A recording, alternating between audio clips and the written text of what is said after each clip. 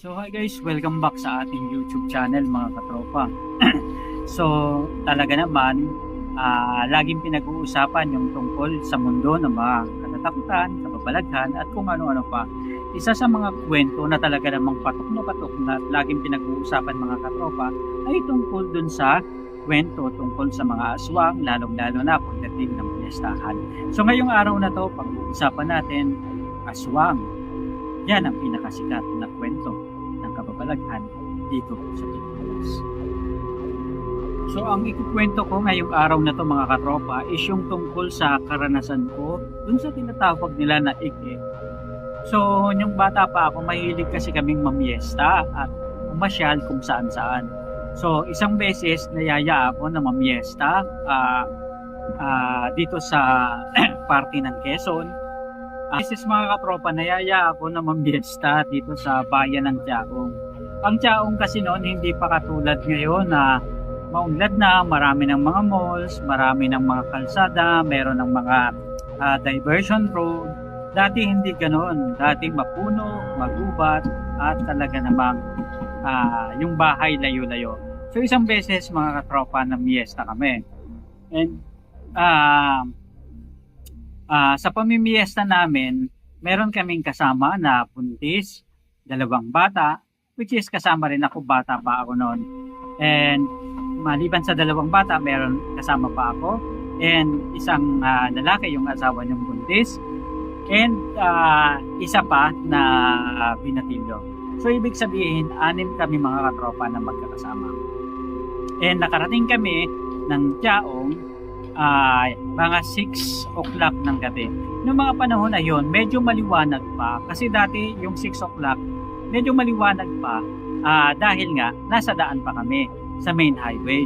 Ngayon, yung pupuntahan namin, hindi ko alam na papasok pa pala ng gubat na maglalakad pa ng 1.5 hours para makarating dun sa bahay ng pupuntahan namin. Ang Tiaong kasi mga katropa, kilala yan sa pinakamasarap na tikoy siguro sa buong Pilipinas. Yung native tikoy, yan talaga yung dinadayo dyan. Kasi ang mga taga Tiaong, kapag namiesta ka sa kanila, hindi ka pwedeng umuwi nang wala kang daladala at baon-baon na tikoy. Ang tikoy kasi sa kanila, niluluto ng matagal na oras. Mula umaga, dire-diretso pa, hanggang aabutin pa ng hapon. And gustong-gusto nila yung talagang kumakapit yung tikoy. And kakaiba yung sarap ng tikoy, hindi katulad yung tikoy na nabibili natin sa mga Chinese. Kasi yung tikoy nila mga katropa, is pwede mo bang patagalin, at the more na inaamag siya, the more na mas masarap siya kasi ipiprito mo pa. Ayan.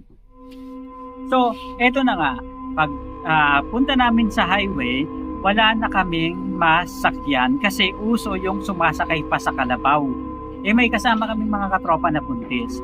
Ngayon, hindi ko alam na ang agwat pala ng mga bahay, ilang kilometro pa para magkaroon ng bahay na makita ka. So, ang daanan makipot, magubat, at maraming mga puno. Then, habang tumatagal mga katropa, simple lang yung dinadaanan namin. Pero, habang tumatagal, unti-unti kaming merong naririnig na tunog.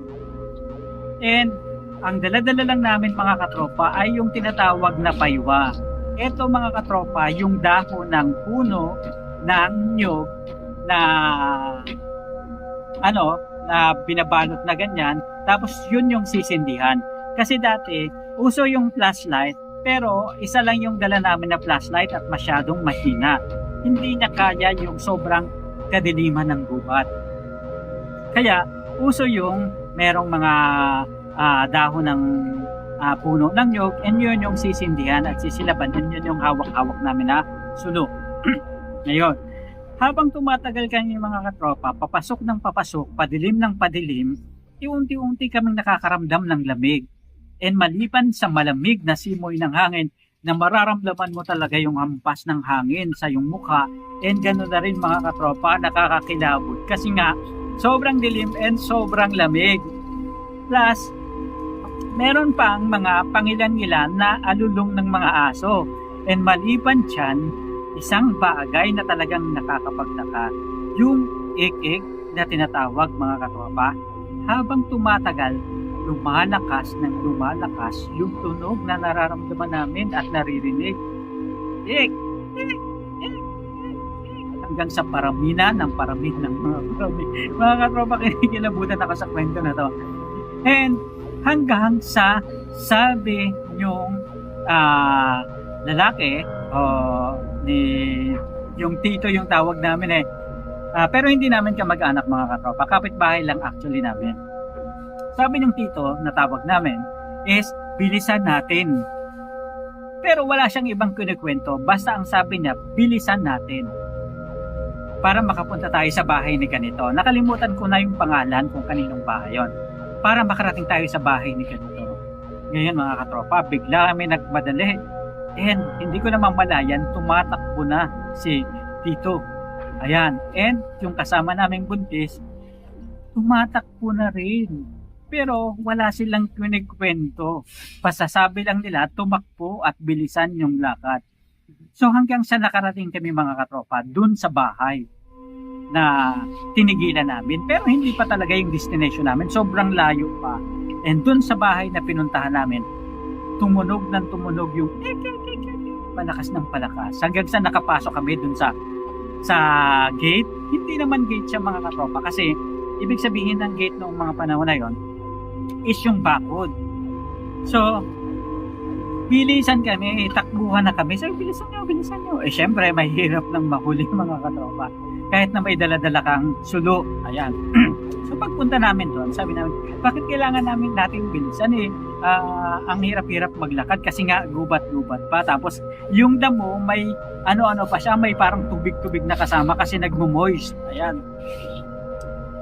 Tapos ang sabi, hindi nyo ba narinig yung sumusunod sa atin? Sabi nyo sumusunod sa atin, wala namang sumusunod.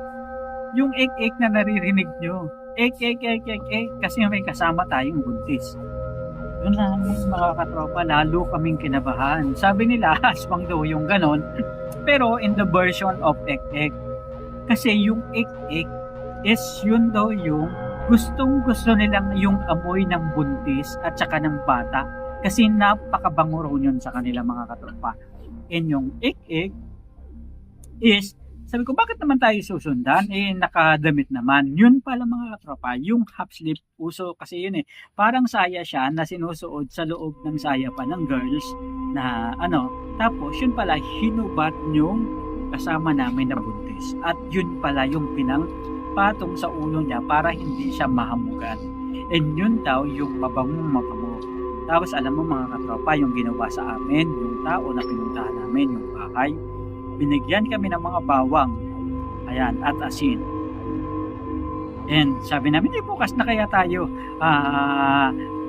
magpaaga na tayo kasi nga 6 o'clock na kami nakaalis, di ba?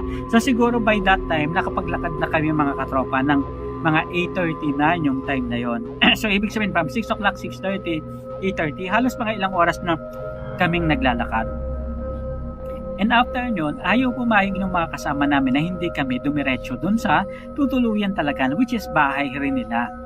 Tutuluyan talaga o pamimiestahan namin. Kasi nga, sabi nila, merong concert yung artista. At yung mga panahon na yun, kapag sinabi may concert yung artista, dinadayo talaga. Pero yung concert na yun mga katropa, alam mo yung sa mga liblib lang na hindi mo akalain na may bahay sa kaloob-looban ng gubat.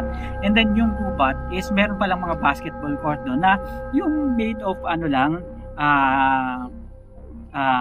nakalupa lang siya, pero matigas na lupa. Ayan, na doon dinaraos yung mga sayawan at ibang okasyon.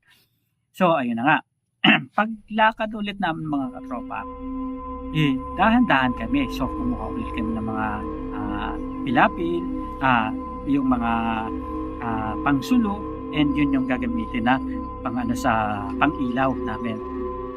And ganun yung nararanasan namin mga katropa. And every time na lumalakas yung ik, nagtatakbuhan kami ng nagtatakbuhan.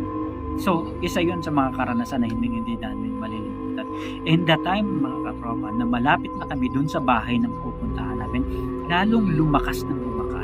Imagine mo mga katropa na tatawid pa kami ng ilog. na yung sapa-sapa, alam nyo naman na kapag tatawid ng sapa, may mga kawayan, yung hampas ng kawayan talagang creepy. Ayan, so lalo pang lalo pang ano ba yan? Nagpapatakot dun sa sitwasyon. And then pagpunta namin dun sa sa bahay, nung pupuntahan namin, lalong lumakas yung tunog. And hanggang sa makarating kami, ayun na, hindi na tumigil. Tumigil lang siya nung nandun na kami mismo sa loob ng gate ng bahay na pupuntahan namin. And isa yun sa mga experiences, karanasan na talagang medyo nakakatakot. Pero at least kapag binabalikan, is para bang may challenge, ano? And yung matatawa ka na matutuwa na parang naranasan mo yung ganong pagkakataon na parang yun na yata yung 4 hours o 5 hours na paglalakad na talagang sasabihin mo nandun yung challenge, nandun yung saya, pero nandun rin yung sobrang kaba. Ayan, yan yung kwento ng cake, mga katropa. So samahan nyo ako sa susunod na kwentuhan natin dito pa rin sa YouTube channel. Sa muli.